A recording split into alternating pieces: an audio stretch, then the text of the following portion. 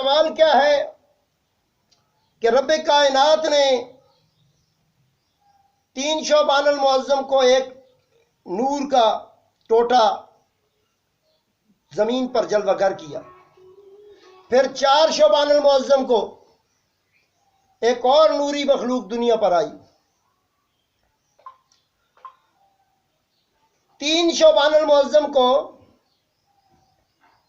حضرت امام حسین علیہ السلام آپ کے نور کو اللہ تعالیٰ نے جلوہ گر کیا، آپ دنیا میں تشریف لائے، آپ کے دنیا میں آتے ہی ایک مجرم کو اللہ تعالیٰ نے رہائی عطا فرمائی، ایک مجرم کو اللہ تعالیٰ نے رہائی عطا فرمائی۔ اب مجرم بڑا عجیب تھا، آپ سن کر حیران ہوں گے کہ فرشتے جو ہیں، فرشتوں کو اللہ تعالیٰ نے گناہ کرنے کی طاقت سے روک رکھا ہے، فرشتوں کو اللہ تعالیٰ نے گناہ کرنے کی طاقت سے روک رکھا ہے، یہ گناہ نہیں کر سکتے، لیکن فطرت وہ ہے کہ جو ہوا میں پرواز کر رہا تھا کہ اس کے ذہن میں آ گیا پتہ نہیں میں کتنا اڑ رہا ہوں، کتنی بلندی پہ ہوں، عرش معلیٰ سے اوپر کہیں پرواز، رب کی جو عالم ملکوت ہے وہاں کہیں پرواز کر رہا تھا کہ اڑتے ہوئے اس کے ذہن میں آیا پتہ نہیں میں کتنی اونچی پرواز کر رہا ہوں، تو اللہ نے فطرس کے پر لے لیے، اللہ نے فطرس کے پر لے لیے۔ اب 3 شعبان المعظم کو وہ بادشاہ آیا جس کے آتے ہی اللہ تعالیٰ نے نوری فرشتوں میں چھپا ہوا وہ قصوروار جو اللہ کی پکڑ میں آ گیا تھا، اللہ نے اسے ایسے چھڑا دیا کہ حضرت جبریل امین 70,000 فرشتے لے کر فطرس کو بھی اٹھا کر حضرت بی بی سیدہ طیبہ طاہرہ عابدہ زاہدہ راقیہ بی بی فاطمہ سلام اللہ علیہ کی چوکھٹ پر آ گئے، بولو سبحان اللہ۔ سیدہ زہرا کی چوکھٹ پہ آئے، دروازہ کھٹکھٹایا، اندر سلمان جیسے مجاہد ہیں، صحابہ کا تذکرہ لوگ کرتے کب ہے؟ سلمان سا صحابی لاؤ، حضرت بلال جیسا صحابی بتاؤ، حضرت کمبر جیسا صحابی بتاؤ، میسم تمار جیسا صحابی بتاؤ، جن صحابہ کے قدموں کی خاک ہماری آنکھوں کا سرما، بولو سبحان اللہ۔ اندر سے دروازہ کھلا، آپ اندر تشریف لے گئے، اندر تو روشنیاں تھی، ملک جوک در جوک اتر رہے تھے، ادھر بادشاہ کائنات کا وارث آ گیا تھا، نبیوں کے سردار امام الانبیاء مصطفیٰ کریم کا وارث، ان کے دین کا وارث آ گیا تھا امام حسین علیہ السلام۔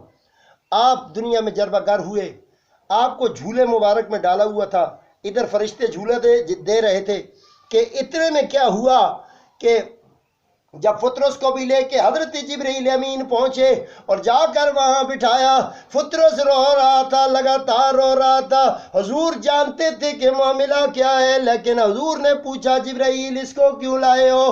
کہا یا رسول اللہ صلی اللہ علیہ وسلم آج بڑی بڑی دنیا کو خیرات سے آپ نوازیں گے، بڑی دنیا کو آپ نوازیں گے، آج اس کو بھی خیرات مل جائے، میں اٹھا کے لایا ہوں، اللہ کا پکڑا ہے، اس کو چھوڑانے کے لیے کوئی تو ہوگا۔ حضور نے فرمایا لوگوں یاد رکھنا، میں اگر کہتا کہ اس کے پر آ جائیں، پر آ جاتے، مگر میں نے اشارہ کیا جبرائیل اس کو لے جا کر امام حسین کے جھولے سے مس کر دے، بولو سبحان اللہ، اونچا بولے سبحان اللہ۔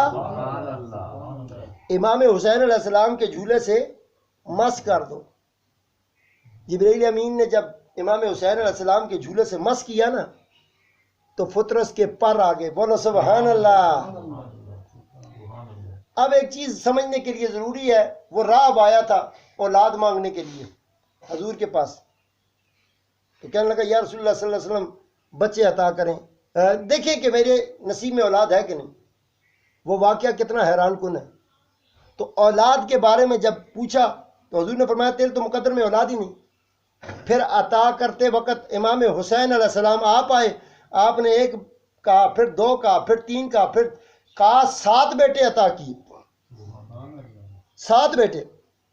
اب تاریخ میں جب کوئی بندہ یہ کہے کہ جی 7 بیٹے عطا کر دیے تو حضور بیٹے نہ دے سکتے تھے، اس کا مقل کو سمجھانے کے لیے اتنی بات کافی ہے کہ جب رسول اللہ کو میں نے آیا مبارکہ آپ کے سامنے حضرت آیت مبالغہ پڑھی ہے قرآن کریم کی، فَقُلْ تَعَالَوْا نَدْعُوا أَبْنَاءَنَا وَأَبْنَاءَكُمْ وَنِسَاءَنَا وَنِسَاءَكُمْ وَأَنفُسَنَا وَأَنفُسَكُمْ ثُمَّ نَبْتَهِلْ فَنَجْعَلْ لَعْنَةَ اللَّهِ عَلَى الْكَاذِبِينَ۔ اب جس وقت یہ آیت مبارکہ اتری اس وقت اللہ کے پیارے نبی نے، بیٹے تو ان کے تھے نہیں اس وقت، ابراہیم بھی نہیں تھے، قاسم بھی نہیں تھے، عبداللہ بھی نہیں تھے، تینوں بیٹے تو دنیا سے چلے گئے تھے۔ اب ان کو بیٹوں کی ضرورت پڑی، جب قرآن نے کہا کہ تو یہ اے نبی ان کو کہہ دے فَقُلْ تَعَالَوْا نَدْعُوا أَبْنَاءَنَا وَأَبْنَاءَكُمْ، تم اپنے بیٹے لاؤ میں اپنے بیٹے لاتا ہوں۔ بولو ذرا سبحان اللہ، اونچی آواز سے بولو سبحان اللہ۔ تو کیا اللہ کو پتہ نہیں تھا کہ اس کے بیٹے نہیں ہیں ابھی؟ ہاں جی، اللہ کو پتہ نہیں تھا کہ محمد رسول اللہ کے بیٹے نہیں ہیں؟ تینوں تو میں نے لے لیے ہیں، اب بیٹے نہیں ہیں۔ سارے خاندان، سارے قبیلے، ساری قومیں، ہر ایک کا نسب چلتا ہے باپ سے، مگر واحد خاندان سادات ہے، خاندان اولاد رسول ہے، جس کے چلنے کے لیے لازمی یہ ہے کہ باپ علی المرتضیٰ ہو اور ماں سیدہ زہرا ہو، تب اولاد سادات چلتی ہے۔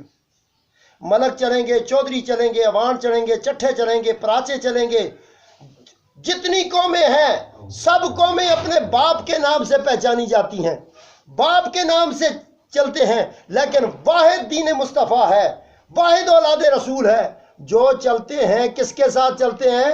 قوم، ماں اور باپ دونوں سچے ہوں، ماں سیدہ زہرا ہو اور باپ حیدر کرار ہو، تب یہ چلتے ہیں۔ اس لیے مضمون سمجھنا یہ ہے کہ آج کے اس شعبان المعظم کے یوم پاک کے اندر ہم نے امام حسین علیہ السلام کا جشن بھی منانا ہے اور حضرت غازی عباس، حضرت عباس کا جشن بھی منانا ہے۔ اس لیے کم از کم شعبان کی برکت والی راحتوں میں، ان پیارے ایام میں ایک بات اپنے ذہن میں رکھیں کہ کائنات نے جس عظیم ہستی کو اس ماہ مقدس میں بھیجا، 3 شعبان المعظم کو، انہیں امام حسین علیہ السلام کہتے ہیں۔ اور ایک شاعر کہتا ہے، عید کے دل زیبتاں پوشاک جنت ہو گئی اور خم سواری کے لیے پشت پیمبر ہو گئی، اور دونوں زلفیں بن گئیں باغیں رسول اللہ کی، قبضہ دست امامت میں نبوت ہو گئی۔ اللہ کے نبی کی اولاد کے ہاتھوں میں کیا ہے؟ حضور کی زلفوں کی مہار ہے۔ حضور نے اپنے آپ کو کیا کہا؟ اپنے آپ کو کہا کہ وہ ہے حضور نبی رحمت صلی اللہ علیہ وآلہ وسلم، آپ سراپا نور ہیں، اور آپ کی اولاد جتنی بھی ہے وہ اللہ کے نبی کی طرف سے ہم تک رحمت بن کے آئی ہے۔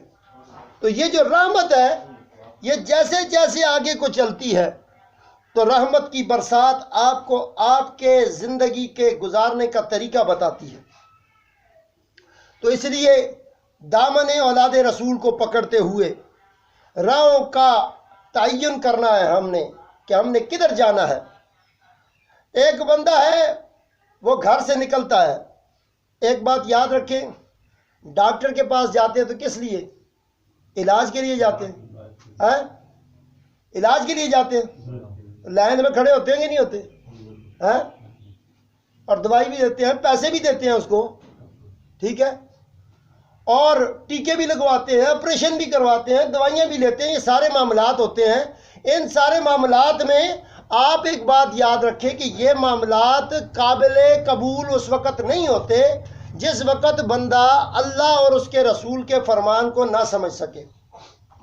تو یہ تعلیم مصطفیٰ ہے کہ کچھ پانے کے لیے کچھ کھونا پڑتا ہے، اور یہ وقت اتنا قیمتی نہیں ہے جتنا ایمان قیمتی ہے۔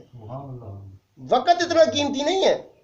صبح سویرے میں نے مسجد کے لیے NOC کی اپلائی کی تھی، تو وہ میں نے NOC کے لیے جب اپلیکیشن میری ADC آفس میں گئی، 7 برانچوں میں گئی ہے، ایک برانچ سے بھی مجھے نہیں ملی کہ کدھر ہے وہ۔ اور صبح دوڑتے ہوئے لوگ دیکھو کدھر جا رہے ہو، بس لیٹ ہو گیا ہوں، ڈیوٹی سے لیٹ ہو گیا ہوں۔ ایک درخواست سنبھال نہیں سکتے لوگ.